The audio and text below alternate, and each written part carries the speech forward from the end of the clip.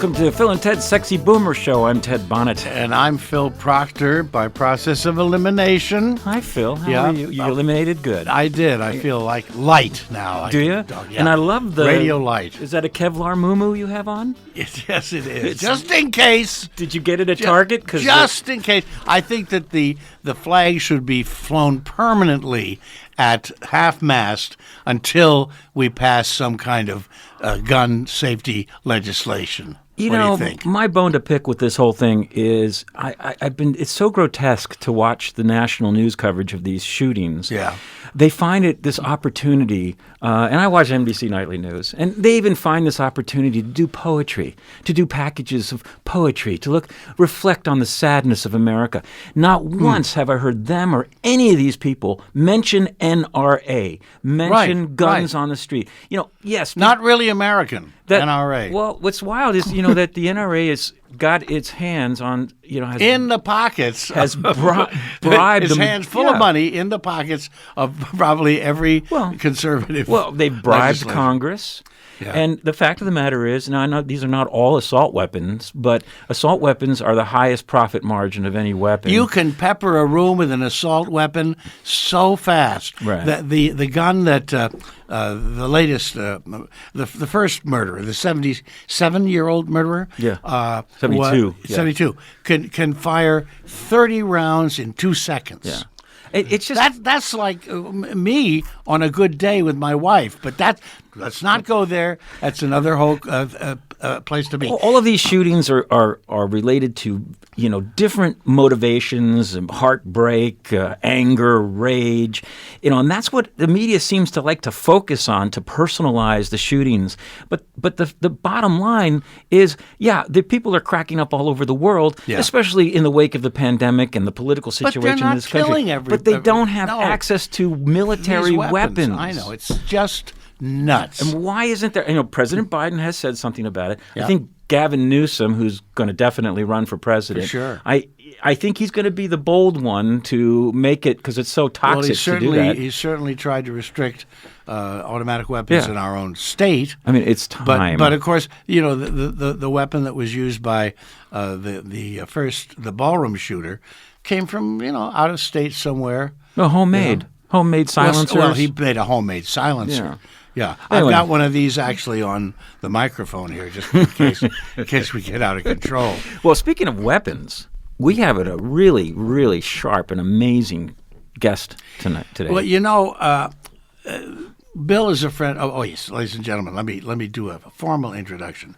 The man that we have on the show today is someone who has done everything, everywhere, all at once. And I think he deserves an Academy Award for that. It is the one and many Bill Boggs. Bill, say hello. Thank you, Ed. I don't own a gun. I just want to... No, not gum.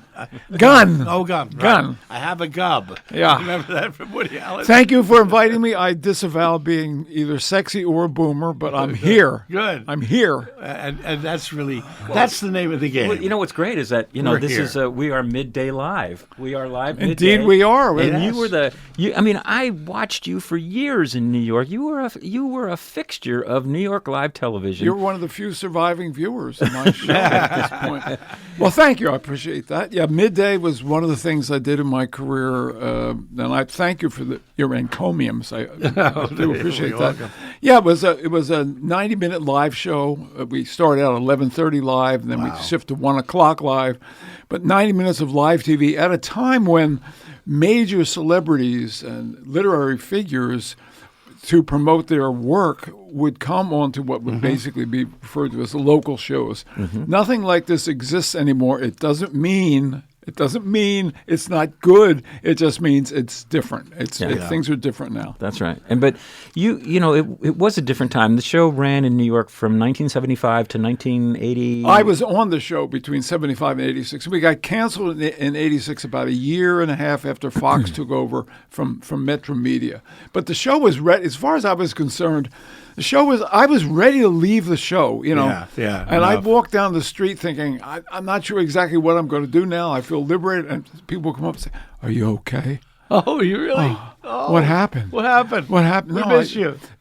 Because there is this thing. If you become a fixture on television where people think that is your life, that's the only thing you would do, and there's nothing else you would do. Yeah. But it really was a liberating opportunity for me. I come out to the West Coast. I worked with Dick Clark for a while. God bless him. What a wonderful man.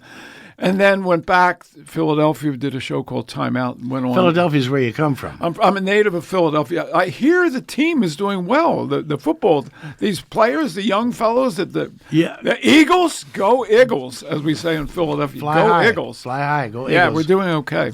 And then I worked on executive producer of the Morton Downey Jr. show. Yeah, well, we have to talk about that. You've done everything, but you started at a very early age, knowing that you wanted to be an interviewer. This is true. I don't remember it, but my dear mother says that when I was a little boy, I'd walk around the house with a pencil, pretending it was a microphone, interviewing people.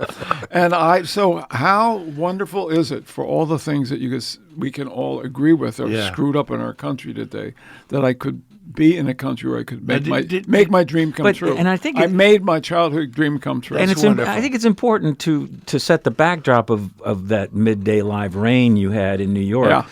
This was well before the internet. This was well before social media. This was this is deeply. We were using parchment paper. Right. Remember interviewing. But my notes would be on parchment. But in the true sense, it was the broadcast era, not the narrowcast era. It was even before cable television, really, essentially. And so it was the 3-channel television universe. You had an audience, and liveness then really meant something because it was a collective opportunity where there weren't that many choices. Yeah. And so when you had a live stage in New York, it really meant something. People watched this, but it was also a time in New York when I grew up there, and it was really sort of we fondly look back at it as the bad old days, and it was such an exciting, interesting, We're broke talking about place. the 70s, right? Well, sociologically, the 1970s really have never gotten credit for being the roaring 70s that they were. That's good. I mean, you were really dealing with an enormously sexually permissive time. Lay that out first. Don't use the word layout. Well, I don't know why that word came to mind, but it just it was appropriate. But on the subconscious level, nothing is accidental, as we know. So you had that. You had the birth in 1977 of the disco era, which was spawned essentially by Studio 54. Right. You still had, in the mid-70s, you still had some nightclubs hanging on. By the end of the 70s, the nightclub culture where you could go see Sammy Davis or Peggy Lee in a nightclub, that was pretty much gone, but there was still some of that hanging on. Mm-hmm. And but it was overlapping with the mid-'70s to the late '70s was the punk era. That was the heyday of CBGBs, Max's Kansas City, these breakthrough clubs that were really. Yes, you'll notice that's why I'm wearing hearing aids. Yeah, right. Yes, that was CBGBs. One trip to there, and okay. So there were these. It's not covered by Medicare. No, it's not. Well, what happened? One night I went out, and that's it, Pally. But it was an interesting time because there were these overlapping subcultures. You mentioned Studio 54. I was on a documentary crew where all we did one night was just film the line of people trying to get the velvet rope and talking to people who worked all week in a job so they could go out and buy a $500 outfit, like a suit. That would make them acceptable to Mark Beneke, who was the doorman there. To get in. Yeah. And these people would spend literally thousands and thousands of dollars a year in the hopes that they were going to get into the party. I know. Now, here you are. You're like a leading talk show personality in the zeitgeist of New York City at the time. Right. You were good looking. You were affable. You were having a good time. Thank you. I'd imagine you had the key to the city. Did you go a lot? I spent $10,000 on my clothes. I got in. Yeah, you remember like the movie The Ten Commandments, and Moses has this problem with the Red Sea and how that's what it was like for me getting into Studio 54. They just parted the sea for you? That's it. Mark Beneke would just see me, make people move when we walk in. I'm not bragging, folks. No. I was lucky. You had a $10,000 face. Well, thanks. Right? I also had Steve Rubel on my show several times. Oh, okay. that helps. The owner of Studio 54. So for people who've heard the name Studio 54, but don't really understand, from a first-person perspective, what was that phenomena? Well, that's a good question. You had one of the main things sociologically about Studio 54 was it was a blend of things. First, it was massive nightlife. There were drugs involved like cocaine, which would keep people up late. That's right. You had, at times, captains of industry, who were doing blow, sitting next to total strangers at 1 o'clock in the morning, talking to them, pouring out their heart to them because of the drugs. So you had that element. You had the interesting element of heterosexual people and gay people on the dance floor at the same time. There was no club in New York prior to Studio 54 that had that element. It was beautifully staged in terms of the sound system, the music, it was Ambiance. Actually had been a theater, so there were seats, there was a balcony. Hence the name. Yeah, and a lot of times the waiters were like bare-chested, and so it had a bit of a bacchanal feeling that the world is going down. The thing that I will say, excuse me, about Studio 54 was I was quite aware that we were going through a period of time that would be remembered as that period of time, in the same way that you would remember like the apex of the Copacabana for entertainers, Martin and Lewis. That's where I saw Frank Sinatra when I was a kid. Wow, that must have been fun. Jesus, the Stork Club, Copacabana. Yeah, so that was an era. It was, right, yeah. And there was an era of 8:30 curtains and people getting dressed up and going out, and not wearing T-shirts at Broadway. It's totally different now. But I was acutely aware that we were going through something that was a historic, memorable time. And then of course, there were other clubs. Area downtown was a terrific club. Sure. Xenon, Howard Stein's club. Yep. I actually did a show. We did 26 episodes of a show called Upstairs at Xenon, where I interviewed celebrities not in Xenon in a set, but as if we were upstairs. Because if you went to Xenon, the hippest place to do was just go upstairs and hang out with Vitas Gerulaitis, McEnroe, Michael Douglas, all at once upstairs. Wow. But the Studio 54 was the same thing. Bianca Jagger was often photographed and dancing and everybody having... Oh, tremendous publicity. But it was... I went to school with Michael Douglas. Does that count? Yes. Good. Sure. Okay. Sure. Good. So I was in the in crowd too. Yeah, you were out of it. But You've never been out. But with Studio No, 54, sort of, it's odd. Studio 54 was also, for people who couldn't get in, was derided for being sort of this, disco, tacky, shallow, almost establishment organization compared to the punk scene that was going on downtown, right? I mean, it was sort of considered real. Look, but that's what New York is, right? Exactly. Yeah. That's what a big city is. Yep. Come on, all the different scenes. Listen, New York can be Manhattan. Can be extremely provincial. Yeah. I once had a doctor, I went for an exam, and this guy was so provincial, he would not go more than 5-6 blocks away from his home to a restaurant. I won't go downtown. I won't do this. This is where he lived, and this was the center of the universe. Oh, yeah. Or you could just explore the city, do whatever you want. So you're in, literally at this point with Midday Live, you're in your prime, and you're really got this beautiful venue, this really high-profile thing. You were sort of, in your sense, a king of New York. You were able, the doors all open for you. I think, honestly, in retrospect, that's wonderful. I never felt like that. I felt like I'm this guy with this show. I'm really lucky I've got the show. And yes, a lot of doors open, restaurants, easy to get reservations, certainly easy to date women and have a very active socially life. Yeah. I never thought of myself like that at all. I was very lucky. What was your take on the city in the 70s? When New York in 73 or 2 I arrived was in bankrupt? 75. Well, the city was a mess. I mean, graffiti was like just taking over, and the crime rate was higher than it is now. And they weren't picking up the garbage. Well, that's why I still refer to New York as a city that never sweeps. Never sweeps. Thank you. That's good. My wife Melinda, who's with us today. That's in the next book. We'll get to that later. My wife Melinda calls it. Says, if they ever finish the city, it'll be really great. Yeah, if they finish building it. But if you go back to the 70s and look at the movies that were shot in the 70s, which is of course my favorite genre, maybe because I came of age then. But Taxi Driver, Mean Streets. And, I used to, you could just explore neighborhoods and really go out there. I went to see that George C. Scott movie called Snuff. It was this film about, you remember that? It was about his daughter was in a snuff film. I thought it was going to be about, snuff powder. Yeah. So a buddy and I we saw that and went, let's go. And so we spent a whole day on 42nd Street. We went into every establishment back in those days. And it was... Did you catch fleas or anything? It was, I was thinking, right? These were old 1800 saloons, right? Yeah. So you would walk in, and there'd be pimps in mink with a gun and two women on either side. And it was Wild West. It was the most amazing, soul-draining experience. But it was unique.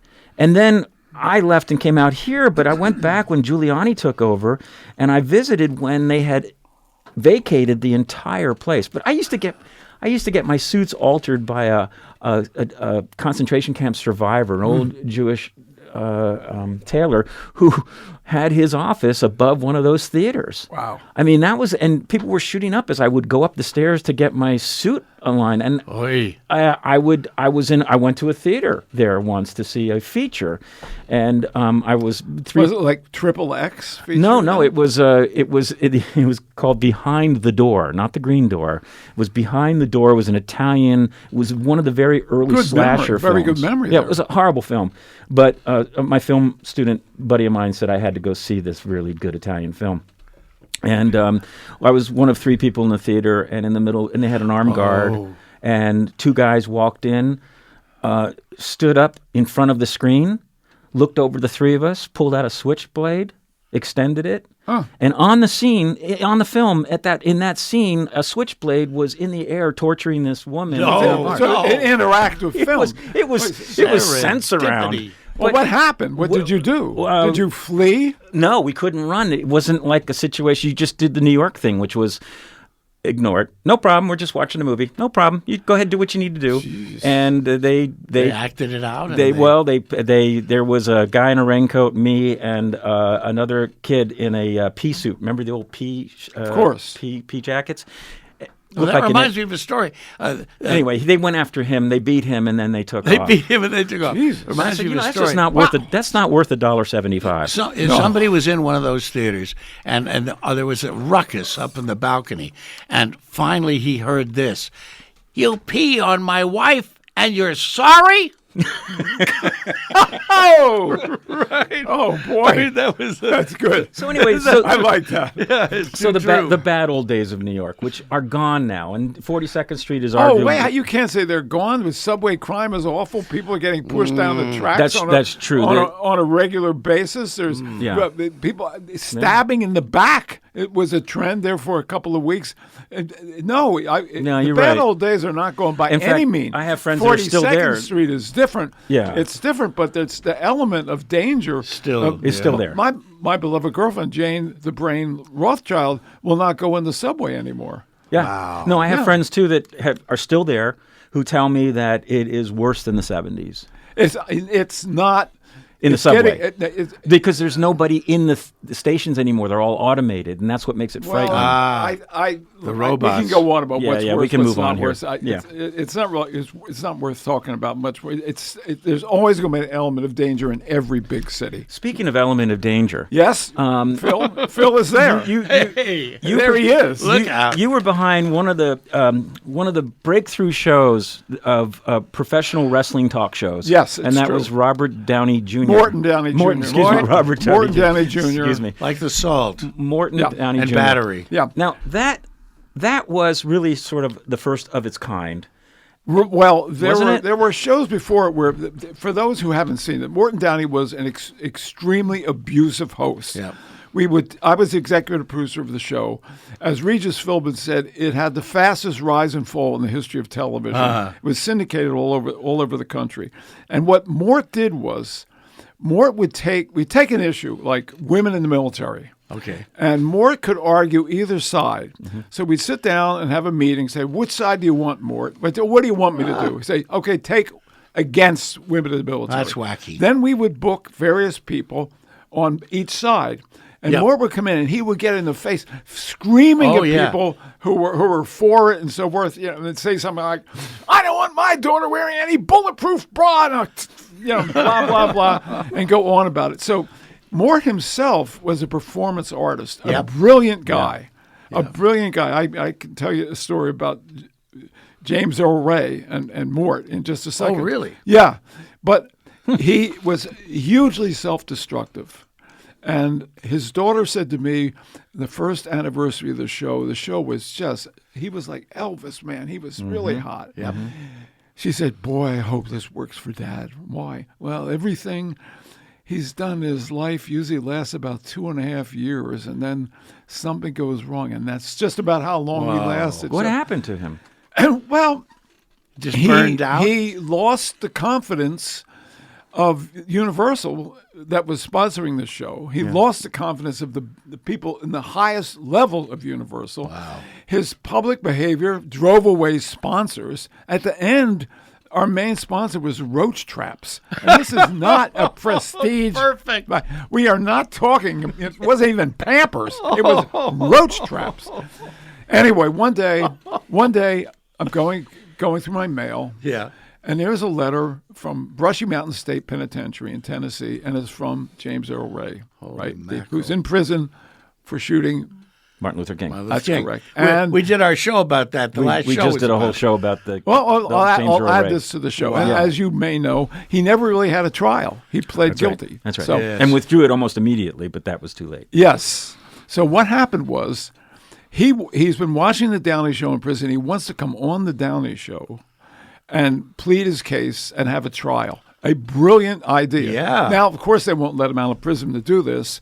So I write, one thing leads to another, and they will let us come into the prison and interview James Earl Ray. So the night before, Mort, my senior producer, Peter Goldsmith, and I fly to Nashville. And we rent a car. Oh, no, we stay in Nashville. That's right. That night at one of those diner places that has like a plastic menu with the food printed on it, the waitress and Mort are eyeing each other, and Mort ends up spending the night, well into the night, with the waitress. We have to go into his room with coleslaw on the side. Get her out of there. Wake him up. My God. Get up, Mort. He jumps in the shower. We get in the car. It's an 1.5-hour drive to Brushy Mountain State. I'm at the wheel. Goldsmith is and Mort says, I got to lie down, man. She really knocked me out. Okay. We were drinking until 4. No, he's in the back moaning, and he falls asleep. He says, wake me up 15 minutes outside and brief me. So about 20 minutes, we wake up Mort. He sits up, shakes his head, swigs a whole cup of coffee. He says, okay, brief me. Goldsmith reads 10 questions like that.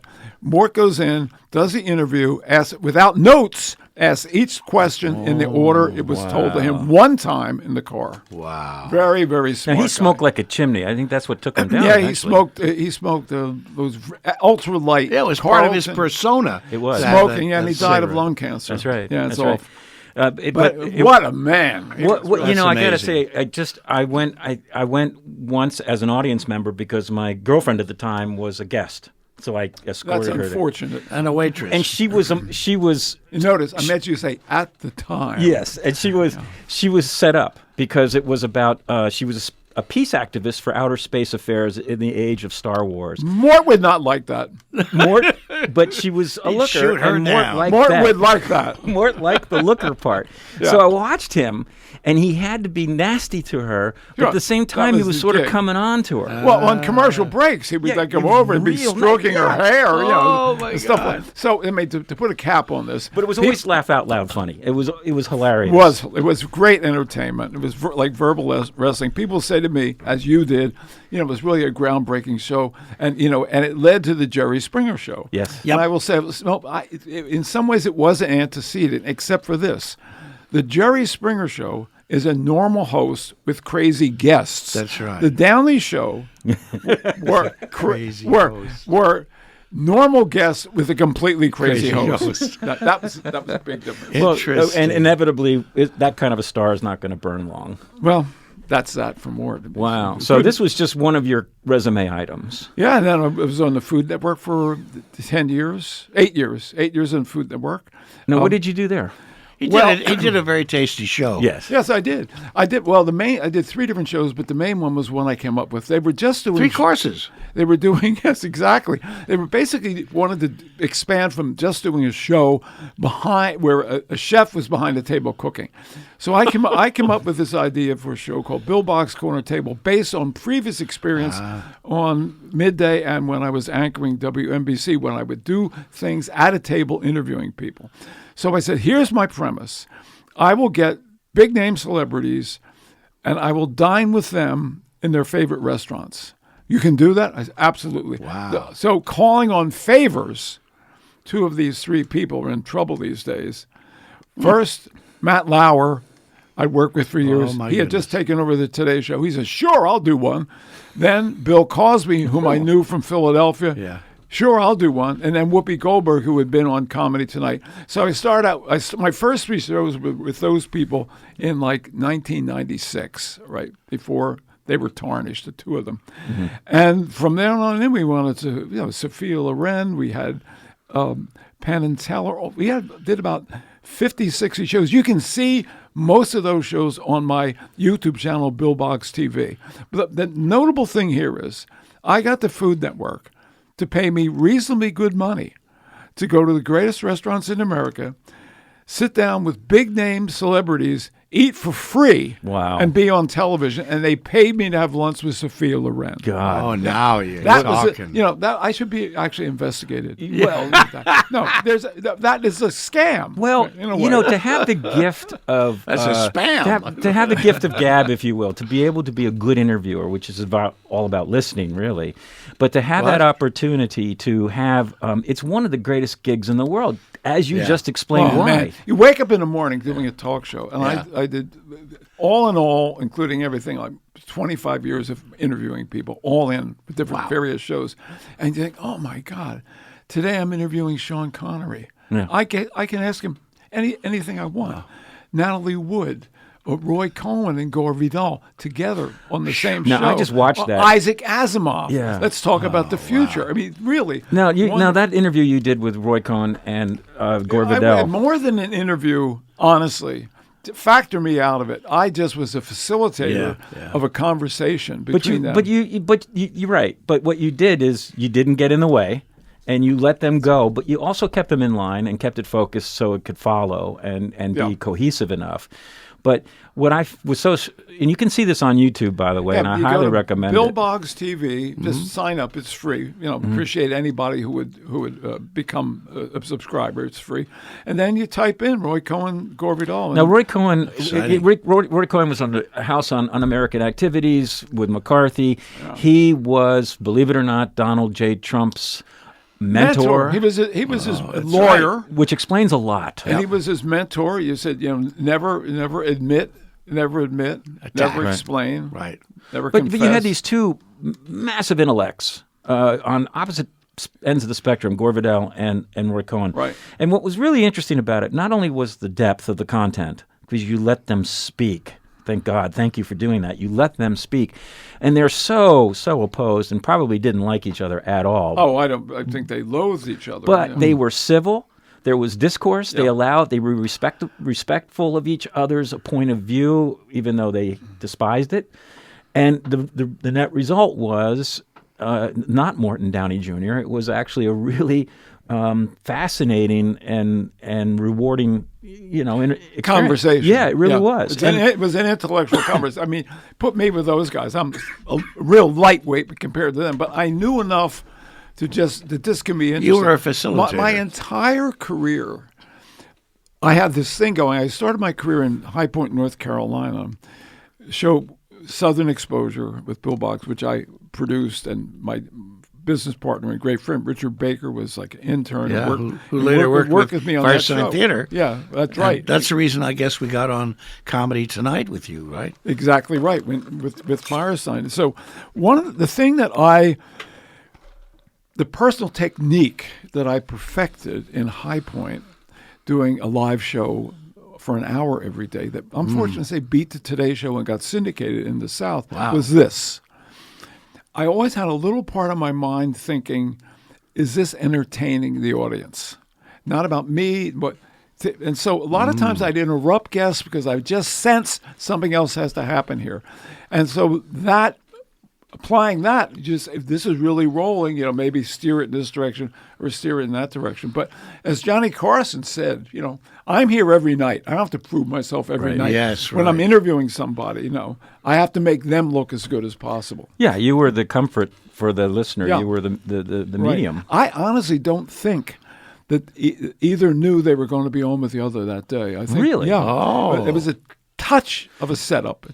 Now, it was also very crafty of you, is that it appears to be that you had the No one has ever called me crafty. well, Can I come back every week? Oh, sure. I'm crafty now.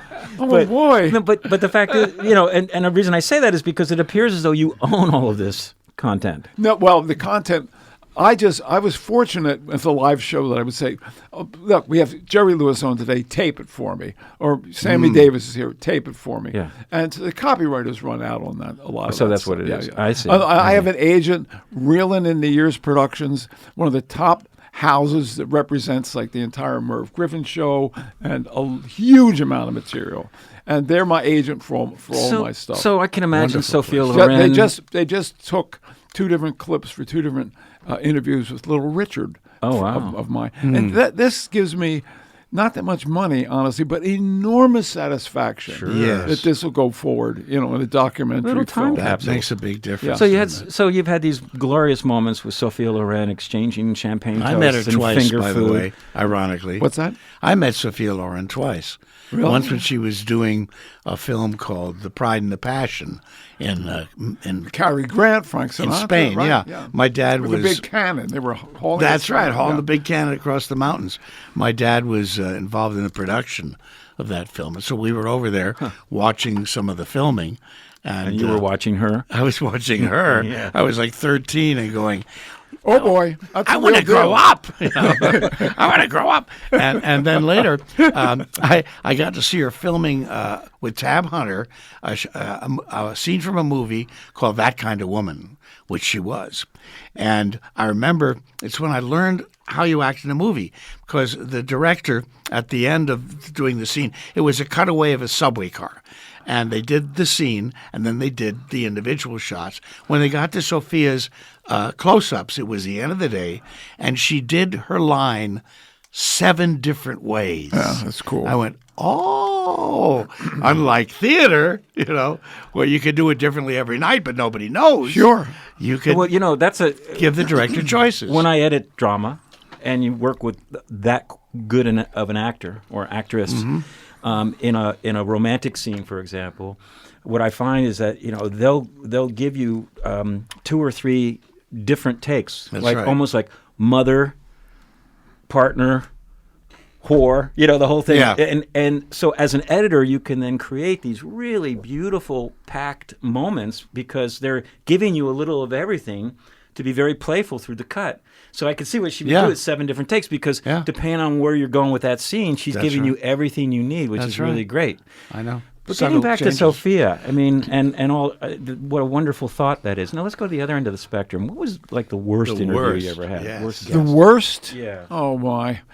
Well, I think the story I like to tell about the worst is it shows you something of producing and trying to be sensational.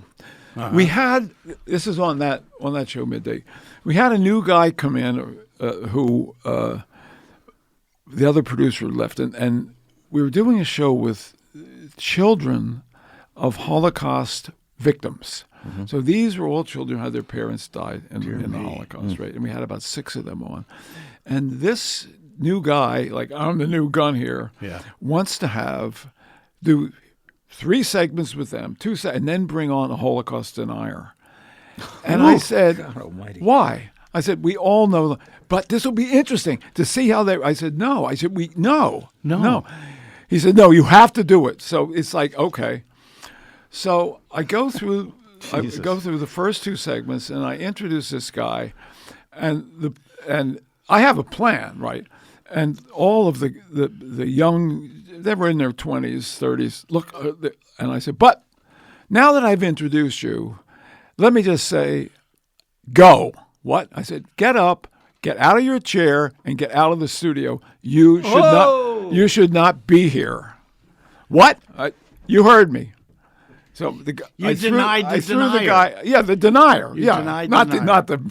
not the children of the No, victim. not the children. No, so the denier Wow. gets up, and the thing gets written up by one of the TV critics who I would happens to be hope looking so. that day. Yes. And there's a write-up about this kerfuffle and so forth. And the head of general manager of the station had been on vacation that week, so he comes in Monday. Tuesday, he's going through the publicity that various shows have gotten, all the clips from the Daily News, and he reads this thing and fires the producer. But the point there is, in quest for sensationalism, in quest for really trying to make something happen that will make people, sometimes you can just go way too far. So that was very early cancel culture on your part. Congratulations. That's right. That's right. You won't see me. I'm not canceling too many people. You must have been the star of Page 6 on that one. No, I wasn't in Page 6 because that had already happened. It was on a TV column. Okay. So, and one more question about the New York Time, that Sure. period that you were there, the zeitgeist of New York. What if you can encapsulate what that spirit of New York is? I mean, that still exists, always has. But at that time, the uniqueness of New York, people would come to New York, and it was just the greatest city on earth. What do you suppose? I mean, here you are at the pinnacle of reflecting that. Do you look back with a particular fondness? I'm sure you do, but a particular perspective on what that was? Well, everyone literally can have a different take on what that pinnacle would be for them. I mean, for some, the pinnacle could be walking down 42nd Street and just all the energy, that sleaziness, and something they could never see at home. For me personally, what came to mind, was one night of my life where I lived at 240 Central Park South, which is right there at Columbus Circle. I had a rental apartment on the 10th floor, a beautiful view of Central Park all the way up to Harlem. And it was reasonable rent that I could afford. I ended up, after 32 years, getting rent to stabilize. And I thought, no, this is too much now. That was my home for 32 years. Wow. So Beautiful. For me, being able to use my home and entertain people, I had a baby grand piano in there. And on more than one occasion, I did the following. I had 6 people over, sometimes 8 people, 6. We'd have a glass of champagne. I'd have my eye on my watch. We would leave at 8:40. We'd walk around the corner to Carnegie Hall. We'd walk into Carnegie Hall. We'd walk down the aisle. We'd take a seat on the 8th row center, sit down.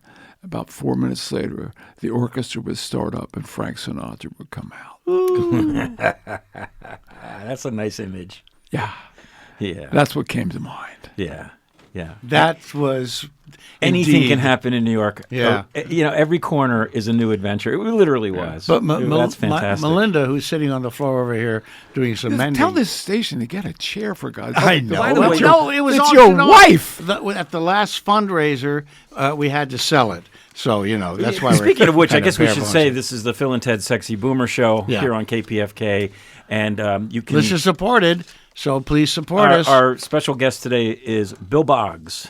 And we do this show every week. It's live, and you can hear past shows on our website, sexyboomershow.com, because this was kind of a quasi-podcast, became radio show, and we're updating all of that. So you'll be able to follow the every- history. You can follow the Yes. history of Phil and Ted's Sexy Boomer Show. So just by going to our if you website. wanna, by the way, too, if we've been doing this a while now, if you have any comments, suggestions, money, No, we're not talking to you, Bill. We're talking to the listeners out there. I already had a free lunch, Kerry. You guys. That's right. Why do you think I'm here? But we'd love to hear your feedback on what you like, what you don't like, and you can do that by emailing info@sexyboomershow.com. info@sexyboomershow.com. Bill, what are you doing these days? Well, my last television show was called My Generation. It was produced by the AARP. Went off the air about 7 years ago. And I decided that Did they retire it? Is it Yeah, it was canceled. AARP? It was Okay. canceled. Yeah, dun-up-em, you got me Thank there. you. So I was standing in the middle of the living room. I remember Jane was sitting in a chair, and I just thought, that's it for TV. I've had 15 different shows. I've done all these things, and you've been kind enough to talk about some of them. If someone wants me for television at this stage of my life, I'm available, but I'm not chasing work anymore. Believe me, that Food Network job, I got that job. Right midday, I came up and auditioned. Sure. Agents have helped me with stuff. They got me my WNBC job, but I've been chasing work, and it's what my father grew up in. You grew up in a working class family in Philadelphia in a nice neighborhood. We were in Northeast Philadelphia. My father had, you have to hustle for a living, not shake people down. And I've been hustling for a living. So I decided, I don't mean shaking people down. I mean, working through. Hey, listen, you move the letters of New York around, it's why no work. You have to create your own. You know what I mean? Exactly. Yeah, that's precise. So I decided I'm going back to my roots in comedy. I started working with Tom Patchett and Jay Tarsis, a comedy team, as their manager, as their agent, and I had helped produce some stage shows with them. I began in comedy. I was in a comedy team in high school and college. Oh, I Richard didn't know Baker that. and I did Comedy Tonight, syndicated comedy show, and I had an idea for a book. Called The Adventures of Spike the Wonder Dog. And as I started to write it, the voice of the dog, because the book, it's a satire, exactly, came through me. So these days, I am a writer of comedy, of satire, absurdist humor. Spike, The Adventures of Spike the Wonder Dog came out 2.5 years ago. To wonderful reviews.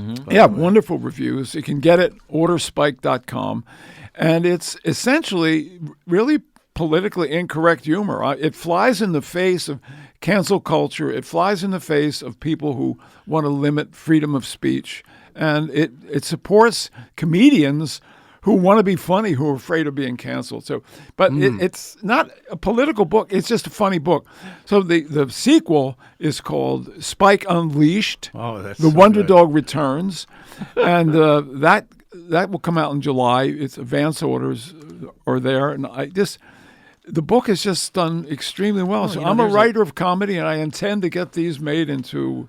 Spike Unleashed has already gotten maybe some a pretty cartoon. great pre-reviews. This one from Alan Zeibel, an original Saturday Night Live writer, he wrote, America's greatest wits like Mark Twain, James Thurber, and Dorothy Parker would have stood and applauded after reading Spike Unleashed, but they can't because they're dead.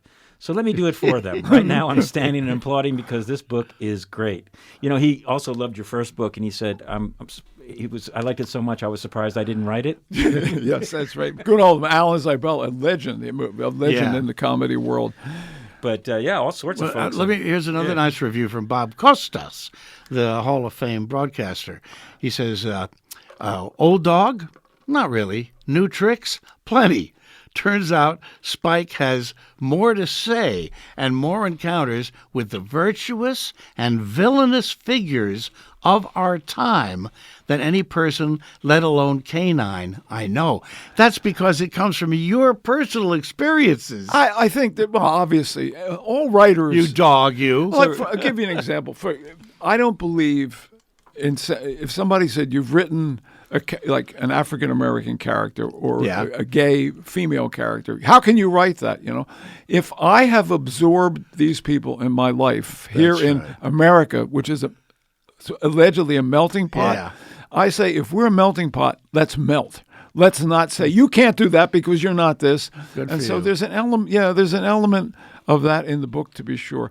Spike Unleashed, or the first book, The Adventures of Spike the Wonder Dog, available. Just go to orderspike.com and support your local funny dog. Yeah, because it's sure to be removed from the local library. Yes. By the No, conservatives. we're not going to get removed.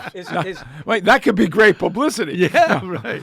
Calling all librarians as of July. You will have trouble with Spike Unleashed. The Wonder Dog returns. Try to get in touch with your local newspaper as soon as a guy named Bill Boggs protests his own book. What?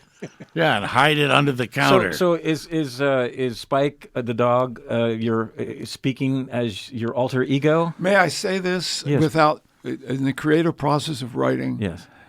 I don't know. All I know is I sat down with this idea of a talk show host in North Carolina, like me, with a dog I had who was on the show he was called Spike the Wonder Dog, who got killed right before I went to New York. And the idea was, what if Spike hadn't gotten killed and had come to New York?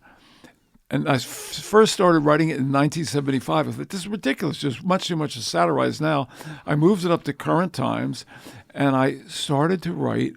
And the voice of the dog, I don't like to talk about it too much. It just came through me. I'm not talking like I'm Son of Sam here. Hearing Headless Man and Topless Part. Hearing dogs talk to me. But I don't like to go into it too much. It just happens. It flows. Of course. So it's a canine stream of consciousness that comes through me. So it was dogging you, and you had to get it out. Spike is responsible for he's responsible for his own words. As a member of the Firesign Theater, writing comedy for 50 years, indeed. I know this well. It's in the back of your head, and you hear it, and it's got to come out. You got to put it out there. I just want to say, anyone listening now, enough about going on about me. I want to tell something for you. If you're out there right now, and you have the idea for a book of any kind, a memoir, a short story, a novel, something inspired by your life, and you really have been thinking about doing it for a while, let me give you the same advice that a friend of mine gave me that enabled me, even though I had written 2 other books several years before, to sit down and write Spike. I was telling her about, I just think I want to be a writer now, but, I'm so busy with this, I'm busy with that. And she looked at me, and she knows me very well, and she said, just sit down one day and see what happens. Mm-hmm. So let me say that to you. Uncensored. If you are thinking about writing a book of any kind, don't throw obstacles in your way. I can't do it. I've never done it. I'm really busy. I can't do this. Mm-hmm. Just sit down one day and see what happened. Because what happened to me on the first day of writing the book was a miraculous thing happened. And I could hardly wait to get back and do it the next day and the next day and the next day. That's beautiful. There are many reasons. Flow. You got into the flow. Got into the flow. Exactly. Don't allow negative thinking to stop you. There's one word that I have, resolve. I really believe in the word. You have to, not to other people, not to the universe, you have to commit to yourself, have resolve that you are going to accomplish that goal. And do it. And just sit down and do it one day at a time, and something will happen.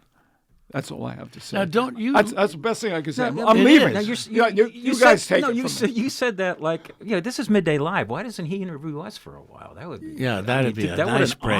What an honor. But actually, you talk about these things. Yeah, because you just sounded like a motivational speaker, which you also are a motivational. I did that for a while. I wrote a book called a self-help book. Actually, the book was based on my interviews with. There's a good story behind this, I think, in terms of success.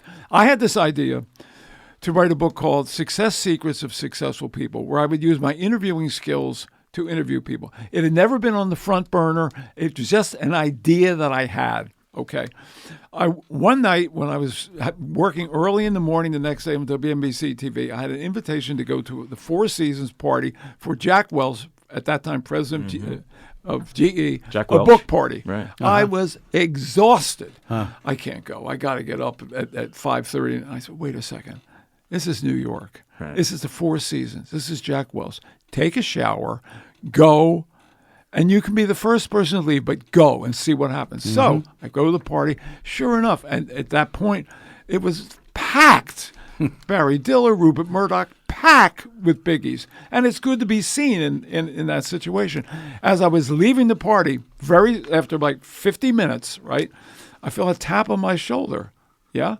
You Bill Boggs? Yeah. Hi, I'm Joe Tessitore. I'm the president of Collins Books, HarperCollins. Oh, we love that morning show you did. My son and I would watch it every Saturday morning, and he's going on about me. I think, this is wonderful. He's a fan. Then, in the back of my mind, that idea. Mm-hmm. So I say to Joe, I said, Joe, I have an idea. I've had an idea for a book for a while. The hustle. I'm not going to take your time now. Could I call you and tell you? He said, look, I'll take you out to lunch. I'd love to get to know you. Delightful. So he took me to Michael's restaurant a week and a half later. I pitched him the idea. He said, you can get big name people. I said, that's what I do. And I got $60,000 advance and wrote Got What It Takes. And what's the moral of that story? The value of showing up. Yeah. Mm-hmm. In the city that never sleeps. And sweeps. The value of showing up. The value of showing up. Yep. You know? Being there. So absolutely right. So really, you're just talking about what you always did. I mean, the talk show host is not something that you see in the wanted ads. So you have to sort of create these kind of jobs for yourself. So it is the art of the hustle. It's essential to the hustle. So it seems like a natural extension. And so some of these other. Well, one thing I want to say, sure, as a result of writing that book, for the next 6 years, I made a fairly good living as a motivational speaker. You bet. That's Sure. all. Go ahead. No, that's fine. No, you were about to ask me a question. No, I was just looking at the presentations you've done, including Rat Pack Revival. And they're different talks. I have a motivational speaker side talk, which is how to get where you want to go in life. Right. And where do you do these? Where do you speak? Well, I haven't done the motivational stuff for a while. I did it for 7 years. Mm-hmm. There's a lot of travel. If somebody wants me to do it, I do it. I'm not pursuing it. But I have entertaining shows, stage shows that I do. Rat Pack Revival, Confessions of a Talk Show Host, which is a comedy show that was ran up at the Triad Theater for 6 years. Wow. Off Broadway, not every night, once a week. Talk Show Confidential? I changed the title of Confessions of a I do one on memories of Sinatra based on my knowledge of Frank Sinatra, using clips of my interview with Frank Sinatra. Oh, wow. So these are like one-man shows you did off Broadway? Yeah, I do one-man talks. I do when we're down in Palm Beach, I usually do 4 or 5 a year at the communities. I'm doing one at Florida Atlantic University called Fun at the Food Network. I love getting on stage and performing. This is not like a big money gig. I do it because storytelling. I want to do it, and people get something out of it. It's precisely. Yeah. It's storytelling. Huh. That's great. That's right. That's obviously your destiny was to do that. If you believe in such a thing, but it's true. You don't realize it at the time.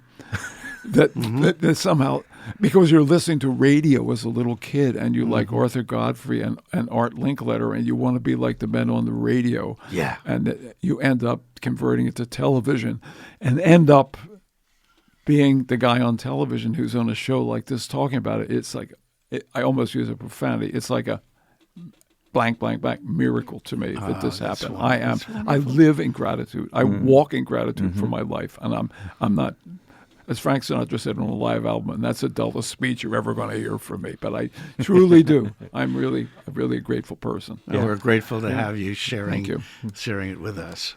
Wow. So you are the book comes out.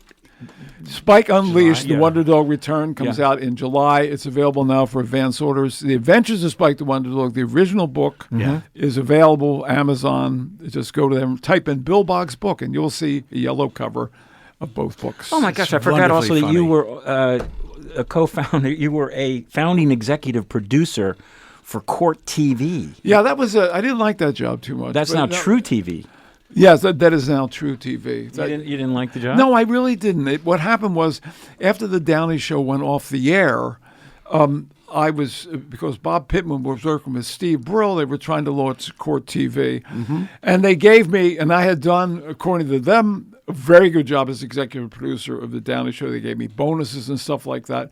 So they moved me into Court TV as executive producer and to help create Court TV. It was not a natural fit. It's not something I would have gone to on my own. So I put in 2 years there, and then I left Court TV. And now where are you now? Where do you spend your time? Well, Jane and I have a pad in New York, a little pad rental, and she has a place here in Palm Beach, and we have a home in East Hampton. So Yeah, we should tell the folks we are doing the show from Palm Beach today. yeah, that's right. Okay, right.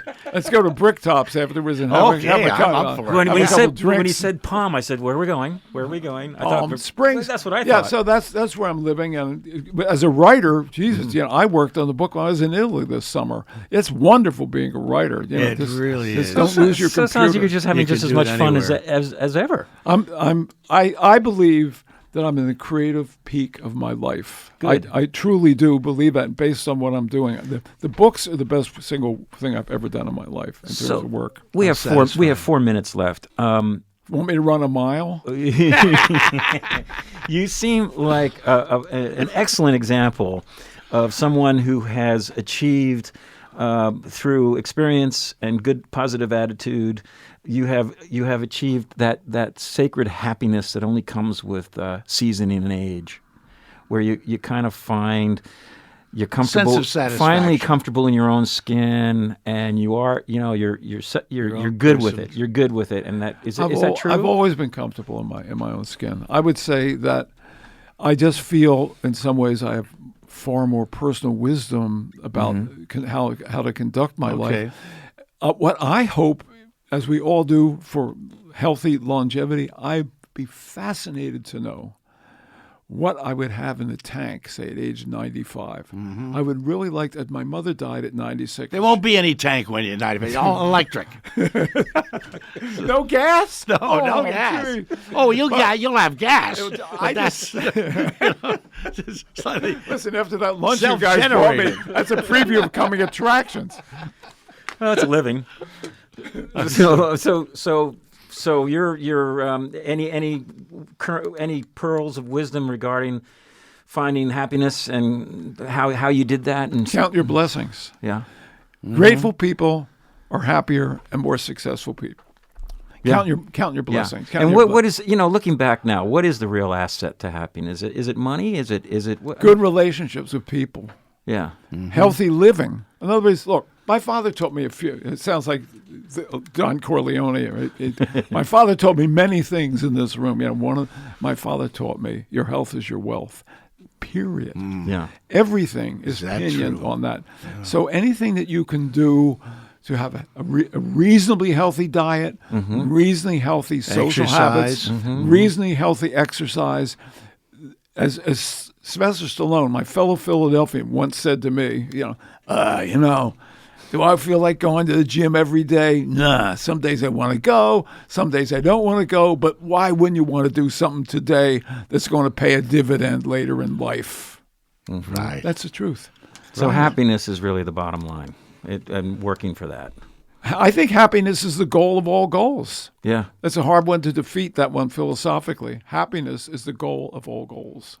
Beautiful. And on that note, On that happy note, Bill Boggs, thank you so much. Oh, What a God. You guys delightful are terrific. conversation. Oh, that's Really very You really kind. let me go on about myself. Yeah. Oh, boy. Hey, That's kind of the nature. give us a break. All right. Thank you. Thank you very much. It was a real pleasure. Grateful. I am grateful. Thank you, my friend.